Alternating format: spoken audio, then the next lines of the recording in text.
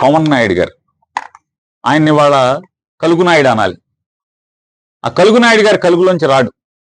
ఎలక్షన్ల ముందు మాత్రం అసలు మామూలుగా రెచ్చిపోతాడు, ఊగిపోతాడు, తూగిపోతాడు, అరుస్తాడు, తలకాయ బాదుకుంటాడు, జుట్టు పీక్కుంటాడు.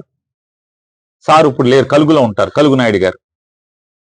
క్విక్ కైక్ మండం, ఆడవాళ్ళ మీద మానభంగాలు, సుగాలి ప్రీతి గురించి, సుగాలి ప్రీతి వాళ్ళ అమ్మగారు రోడ్డు ఎక్కితే కలుగులో ఉంటాడు.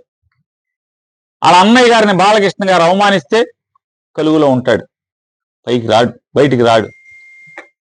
ఆడపిల్లలకి మానభంగాలు జరుగుతుంటే, ఆడపిల్లల మాన ప్రాణాలకి రక్షణ లేకుండా ఉంటే, అగాత్యాలు జరుగుతుంటే కలుగులోంచి బయటికి రాడు. ఇవాళ ఏ అగాయిత్యాలు జరిగినా, ఏ ప్రజలకి నష్టం జరిగినా, ఏ ప్రజలకి ద్రోహం జరిగినా కలుగులోంచి బయటకు రానటువంటి కలుగునాయుడు ఒక్కసారి ఆయన నిజస్వరూపం అనేది ఇవాళ మనందరం కూడా చూస్తున్నాం.